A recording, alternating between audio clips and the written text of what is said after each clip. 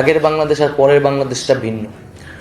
অন্তত আমার জায়গা থেকে, সাধারণ মানুষের জায়গা থেকে এই পার্থক্যটা আমরা ফিল করি আর কি। এবং আমার তো আজকে এখানে আসলে বসে থাকার কথা ছিল না, হয়তো অন্য একজনের ছিল। এবং এটা তো নিউজও হয়েছে যে সরকারি চাকরিতে কোটা সংস্কার চেয়েছিল, এখন নিজেরাই হয়ে গেছে সরকার। তো আমরা আমাদের যে আন্দোলন, সেই আন্দোলনের কিছু প্রিন্সিপাল ছিল যে আমরা বলেছিলাম যে একটা মেধাভিত্তিক বাংলাদেশ আসলে আমরা গঠন করতে চাই। তাই আমরা মনে করেছিলাম যে সরকারি চাকরিতে মেধাটা প্রায়োরিটি থাকা উচিত। কোটা থাকতে পারে, যতটুকু প্রয়োজন সেতটুকু রেখে সংস্কার করে মেধাটাকেই প্রায়োরিটি দেওয়া হোক। কারণ বাংলাদেশকে এগিয়ে যেতে হলে মেধাবীদের প্রাধান্য দিতে হবে। কারণ আমরা দেখতে পাচ্ছি যে মেধাবীরা দেশ নিয়ে হতাশ, তারা ব্যাপক পরিমাণে বিদেশমুখী, কারণ তারা মনে করছে যে তাদের মেধাটা আসলে যথাযথ গুরুত্ব দেওয়া হয় না বাংলাদেশে, বা তার কোনো সুযোগ নেই। দ্বিতীয়ত, আমরা এই যে একটি অভ্যুত্থান আসলে হয়ে গেল একটা কোটা সংস্কার আন্দোলন থেকে, এটা একটা রাষ্ট্রীয় একটা ন্যাশনাল মুভমেন্টে পরিণত হইল। এর এর একটা অ্যাসপাইরেশন আছে, একটা আকাঙ্ক্ষা আছে যে এত এত মানুষ আসলে নেমেছে, শহীদ হয়েছে, রক্ত দিয়েছে।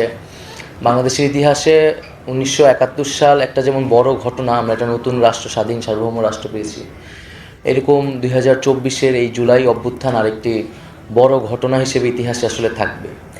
কিন্তু এই ইতিহাসের এই ঘটনাটিকে আমরা যথাযথ মূল্যায়ন করতে পারবো না যদি তার যেই পরবর্তী এই সময়টা যদি আমরা কাজে লাগাতে না পারি। আমরা যদি আমরা বলেছি যে আমরা আগের বাংলাদেশটা চাই না, আমরা যেই বাংলাদেশে আসলে এই যেই প্রবলেমগুলো ছিল সর্বস্তরে, বাংলাদেশের এমন একটা সমস্যা, যেখানেই হাত দেওয়া হয় সেখানেই প্রবলেম, সেখানেই সমস্যা, সেখানেই দুর্নীতি, সেখানেই লুটপাট, মানে সর্বাঙ্গে ব্যথা, ওষুধ দিব কোথায়। তো এটা রাষ্ট্র কাঠামোর আমূল পরিবর্তন ছাড়া, সংস্কার ছাড়া আসলে বাংলাদেশ এগিয়ে যেতে পারবে না। আমরা চাই না যে শুধু ব্যক্তির পরিবর্তন না, কয়েকজন ব্যক্তির পরিবর্তন করে সমস্যাটা মিটবে না যদি আমরা কাঠামোগত পরিবর্তন না করতে পারি। তো এখন যেহেতু একটা সুযোগ এসেছে, এই সুযোগটাকে আমাদের সবার কাজে লাগানো উচিত। ছাত্ররা, সাধারণ মানুষরা তাদের যেই রোল, তাদের যে ভূমিকা, তারা সেটা পালন করেছে, রাজপথে তারা সেটা করে দেখিয়েছে, বা সামনেও করে দেখাবে। আমরা জানি না আমরা এখানে কতদিন আছি বা বাংলাদেশে স্থিতি অবস্থা কতদিন থাকবে, কিন্তু আমি যেটা বলতেছিলাম যে এটা একটা সুযোগ। তো সাধারণ মানুষ, ছাত্ররা তাদের জায়গা থেকে করেছে। এখন আপনারা যারা ব্যুরোক্রেট, আপনারা যারা অভিজ্ঞ, আপনাদের সামনে এখন এই সুযোগটা আসছে। আপনারা এখন এই সুযোগটাকে কতটা কাজে লাগাবেন দেশের স্বার্থে, জনগণের স্বার্থে। কারণ বাংলাদেশে যে দ্বিদলীয় চক্র, যে দল আসে এবং সেই দল একটা ব্যুরোক্রেসি বা প্রশাসন থেকে সব কিছুকে একটা দলীয়করণ করে, অন্তত এই সময়টা সেটা সুযোগ হওয়ার সম্ভাবনা খুবই কম। কারণ আমরা আসলে তো কোনো দল নই এখন, এবং আমরা একটা কমিটমেন্টের ভিতর দিয়ে, একটা অভ্যুত্থানের ভিতর দিয়ে আসলে এসেছি। তো এই সুযোগটা এখন সবার সামনে এসেছে যে আপনি রাষ্ট্রের জন্য, জনগণের জন্য যদি আপনাদের সত্যিকার অর্থে কিছু করার অ্যাসপাইরেশন থাকে, সেটা আপনারা করতে পারবেন। আমার কাজ হচ্ছে সেটাকে অ্যাপ্রুভ করে দেওয়া।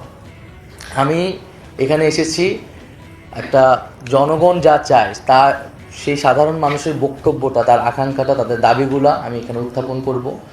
এবং আপনাদের কাজ হচ্ছে সেটাকে বাস্তবায়ন করা, বা আপনাদের জায়গা থেকে যদি আপনাদের প্রস্তাবনা থাকে, সেইটা আমি আমার জায়গা থেকে সেই অনুযায়ী কাজ করব। আর আরেকটা বিষয় হচ্ছে যে বাংলাদেশের তরুণরা যেভাবে জেগে উঠেছে, এটা পুরো পৃথিবীতে এখন এটা নিয়ে আলোচনা চলছে, গবেষণার বিষয় পরিণত হয়েছে। আর পুরো পৃথিবীতেই 90s পর থেকে একটা বিরাজনীতিকরণ যুগ বলা হয়, ডিপলিটিসাইজেশন শুরু হয়েছে, যে তরুণরা রাজনীতি নিয়ে, রাষ্ট্র নিয়ে মাথা ঘামায় না। তো এরকম একটা সময় আসলে বাংলাদেশ থেকে তরুণরা যেভাবে জেগে উঠেছে, তো এই তরুণরা দেশ গঠনে কাজ করতে চায় নানাভাবে। এবং এই তারুণ্যের সাথে অভিজ্ঞতা, যারা আপনারা অভিজ্ঞতা, এই জেনারেশনাল গ্যাপটা কমাতে হবে। যে আপনারা আপনাদের অভিজ্ঞতা অনুযায়ী ডিরেক্ট করবেন, তারুণ্যের যেই উদ্যম শক্তি, তার যে ক্রিয়েটিভ আইডিয়া, সেটাকে ব্যবহার করতে হবে। তরুণদেরকে যতভাবে এঙ্গেজ করা যায় সরকারি নানাভাবে, সেই এঙ্গেজমেন্টের জন্য আমার সাজেশন থাকবে। এবং হচ্ছে আমি সহজভাবে যেটা বুঝি যে প্রশাসন, ব্যুরোক্রেসির সাথে আসলে পলিটিক্সের পার্থক্য কী, বা একজন ব্যুরোক্রেটের সাথে পলিটিশিয়ানের পার্থক্য।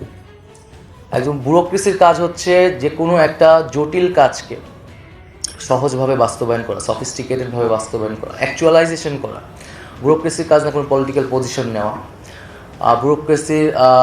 ব্যুরোক্রেসির কাজ না হচ্ছে কোনো কোনো ধরনের, মানে ব্যুরোক্রেসি জাস্ট অ্যাকশন করবে।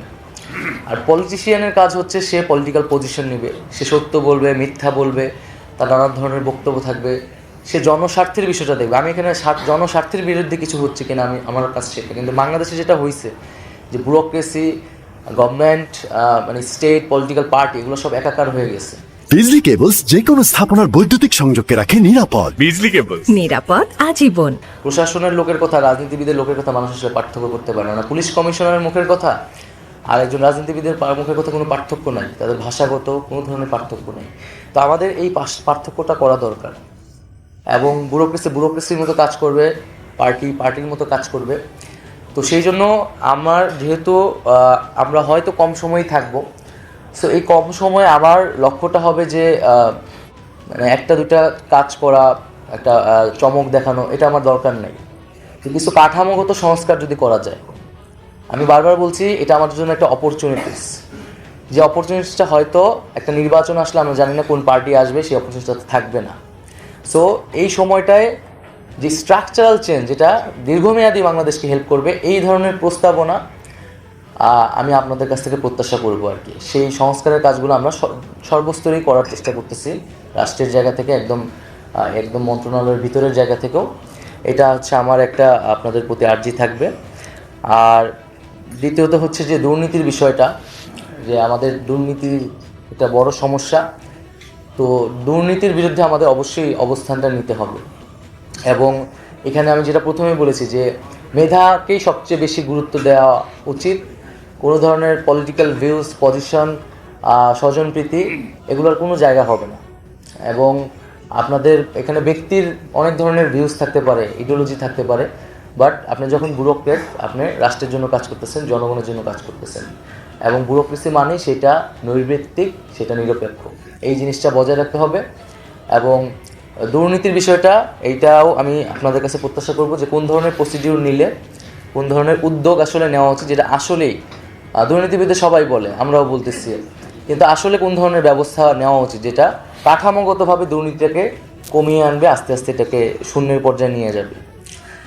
এবং এই যে মন্ত্রণালয়টি আপনারা যেটা উত্থাপন করলেন, যে আপনারাও বললেন যে এটা আসলে একটা সেবামূলক, মূলত কাজটা আসলে সেবা।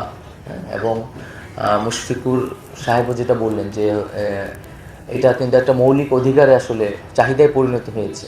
এবং আপনারা জানেন যে ইন্টারনেটকে কিন্তু এখন ডিজিটাল রাইটস হিসেবে দেখা হয়, এটা একটা হিউম্যান রাইটসের অংশ আসলে। এই যে বাংলাদেশে মুভমেন্ট হলো এবং হুট করে ইন্টারনেট বন্ধ করে দেওয়া হলো, এবং বন্ধ করার মধ্যে করার পরে কী পরিস্থিতি হয়েছে আমরা এখনও সেটার রিপোর্ট, তদন্ত কিন্তু পাইনি, যে কত মানুষ আসলে ওই সময় মারা গেছে।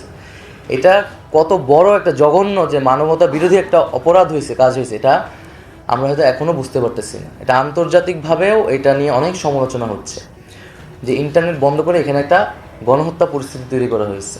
কেবল ইন্টারনেট বন্ধ না, যে যোগাযোগ করতে পারতেছি না, সেটা হয় মুভমেন্টের সময় একটু স্পিড কমায় দেয়, মোবাইল নেটওয়ার্ক কমায় দিতেছে, কিন্তু এটা একদম বন্ধ করে একটা ক্র্যাকডাউন করে ইলেকট্রনিক মিডিয়াকে ফুল নিজের কবজায় নিয়ে এটা কত লাশ পড়তেছে আমরা জানি না। এবং ইন্টারনেট যখন বন্ধ তখন আমাদেরকে তুলে নিয়ে যাওয়া হয়েছে, আপনারা এই ঘটনাগুলো জানেন। তো এই বিষয়টা আমাদের অবশ্যই সেন্সিটিভভাবে দেখতে হবে, যে ইন্টারনেট কিন্তু একটা হিউম্যান রাইটস, মানবাধিকার, এবং পুরো আন্তর্জাতিক অনেক চুক্তিগুলোতে কিন্তু এখন এই বিষয়টাকে মানবাধিকার হিসেবে গুরুত্ব দেওয়া হচ্ছে। হয়তো সামনে বাংলাদেশের সংবিধান থেকে শুরু করে বাংলাদেশের যে মানে মানবাধিকারের জায়গাগুলোতে ইন্টারনেট খুবই গুরুত্ব পাবে।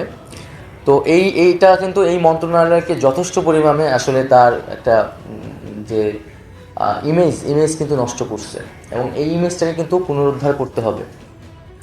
এবং যেহেতু আমি এখানে আসছি, এটা আমার খুব বড় একটা দায়িত্ব আসলে, যে কেন এই মন্ত্রণালয় এই মানবাধিকার লঙ্ঘনের মতো এই কাজে জড়িত ছিল।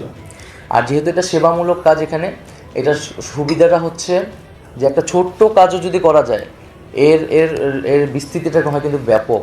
মানে এটার সুবিধাটা পায় সকল মানুষ, কারণ সকলের কাছে মোবাইল আছে, সিম আছে, ইন্টারনেট আছে। আবার এটার যদি ছোট্ট একটা অসুবিধাও করা হয় এই জায়গা থেকে, এটারও ভুক্তভোগী হয় ব্যাপক অর্থের মানুষ আসলে, কারণ এটার অডিয়েন্সটা আসলে বিশাল। তো আমরা যদি ছোটো ছোটো কাজ করেও আগাতে পারি, যেটা সুবিধাটা মানুষ ব্যাপক অর্থে পাবে, তাহলেও এটা এই মন্ত্রণালয়ের ক্ষেত্রে আমাদের ক্ষেত্রে আমাদের সকলের জন্য যে ইমেজ সেটাকে আরও তুলে ধরবে। এবং আমার কথা মোটামুটি শেষ। আমার কথা থেকে হয়তো আপনারা অনেক কিছু বুঝতে পেরেছেন। সামনে হয়তো আপনাদের সাথে আরও কথা হবে, আলোচনা হবে। আমি খুব তরুণ, আমি তো আমার স্টুডেন্ট লাইফও আসলে এখনও শেষ হয় নাই, মাস্টার্স আমার চলমান ছিল। সেই জায়গায় একটা জরুরি পরিস্থিতি বাংলাদেশে হয়েছে, একটা দায়িত্ব আমাদের কাঁধে চলে এসেছে। তো আমরা আমাদের জায়গা থেকে করেছি, সাধারণ মানুষ রক্ত দিয়েছে। বাংলাদেশের মানুষ কিন্তু এখন আপনাদের থেকে শুনতে চায়, আপনাদের কাজ করতে চায়, আপনাদের থেকে কাজ দেখতে চায়। এবং বিগত সময়গুলোতে নানান হয়তো আপনারা কাজ করতে পারেন নাই, বা আপনাদের ভিতরে অনেক ধরনের আপনারা হয়তো চেয়েছেন, পারেন নাই, সেই ধরনের সুযোগ ছিল না। বা পুরো মুভমেন্টের ভিতর দিয়ে মুভমেন্টের সময় কিন্তু আমাদের অনেক ক্ষোভ ছিল সচিবালয়ের ভিতরে। আমরা এখান থেকে মিছিল করলে সচিবালয়ের সামনে ভুয়া ভুয়া বলতাম। তো কেন তারা আমাদের পক্ষে কথা বলতেছে না, বা তারা তো এই জায়গাটা এখন দূর করতে হবে, যেটা এখন বাংলাদেশের মানুষ আপনাদের উপর নির্ভরশীল। সুযোগ এসেছে, সব কিছু ওপেন হয়ে গেছে, এখন আপনারা কাজ করবেন এবং বাংলাদেশ এগিয়ে যাবে। আর আমি জাস্ট দুইটা প্রশ্ন বা আমার জিজ্ঞাসা জায়গা, সেটা হয়তো আপনারা যদি উত্তর দেন। যে একটা তো আমি বলে ফেলেছি যে ইন্টারনেট কেন বন্ধ হলো, এই বিষয়টা আমি আসলে সুস্পষ্ট জবাব চাই। এবং আমরা তো বুঝি এটা পলিটিক্যাল একটা জায়গা থেকে করা হয়েছিল, বাট এখানে আসলে ব্যুরোক্রেটদের কী সম্পর্ক ছিল এবং এখানে যেন রেসপন্সিবল পার্সনটাকে আমি দ্রুত সময়ের মধ্যে এই তদন্ত রিপোর্টটা চাই। আসলে আমি এটার সম্পূর্ণ ব্যাখ্যা চাই। এটার জন্য আসলে কারা দায়িত্ব নেবেন বা এটা আপনারা একটু বলবেন, এটা আমি জানালে খুশি হব। এটি হলো যে আপনাদের চিঠি দেওয়া আছে 4 তারিখে, এই বিটিআর থেকে চিঠি দেওয়া আছে এই বিষয়ে ব্যাখ্যা দেওয়ার জন্য 4 তারিখে। পাইছেন চিঠিটা? আপনি ছিলেন না? এটি হলো আচ্ছা, মানে এত ঘটনা হয়ে গেল, তারপর আপনার জিনিসটা রেডি করে রাখেন নাই যে এটা কেন হয়েছে? আমি তো ভাবছিলাম আমি এসে প্রথম দিন এটা দেখবো। আমি হ্যাঁ সেটাই, সেই চিঠিটা। আচ্ছা, জাতিসংঘের জায়গা থেকে না, মানে আপনাদের প্রশাসনের জায়গা থেকে, যে আমি এটার ব্যাখ্যাটা জানতে আসলে কি হয়েছিল, একদম যেটা সত্য, যেটা যদি মন্ত্রী সাহেবের অর্ডারে হয়ে থাকে সেটা আপনারা বলবেন। যেখানে ব্যুরোক্রেটরা যদি যুক্ত থাকে বা তাদের অপারগতা থাকলে সেটা আপনারা উল্লেখ করবেন। হ্যাঁ, সেই অনুযায়ী আমি চাই দ্রুত সময়ের মধ্যে, এটা কত সময়ের মধ্যে আপনারা দিতে পারবেন? কত ডেডলাইন দেওয়া ছিল? আপনারা আগামীকালের মধ্যে পারবেন? হ্যাঁ পারবে। ঠিক আছে, তাহলে 24 ঘন্টার মধ্যে আমাকে একটা অন্তত প্রাথমিক ব্যাখ্যাটা আপনাদের প্রতিষ্ঠান থেকে আপনারা আমাদের কাছে আর কি এটা হাজির করবেন। আর দ্বিতীয়ত হচ্ছে যে ইন্টারনেট বিষয়গুলো পপুলার ডিমান্ডস। আমি আসার আগে যতটুকু মানুষের সাথে ইন্টারেকশন করেছি, আপনারা হয়তো আরও ভালো বলতে পারবেন যে ইন্টারনেটের দাম কমানো নিয়ে কথা আছে, বিশেষত মেয়াদের বিষয়টা নিয়ে অনেক কথা আছে। যে ইন্টারনেট এটা আসলে সিম কোম্পানিগুলো মেয়াদ কেন থাকবে, বা এইটা নিয়ে আপনারা একটু বলতে পারেন খুব ছোট করে। আমরা হয়তো পরে এটা নিয়ে আলোচনা করবো আরও। আর আরেকটা হচ্ছে ইন্টারনেট এই ঘটনাগুলোর আগে যেই স্পিডে ছিল, এখন কি সেই স্পিডটা আবার ফিরে এসেছে কিনা।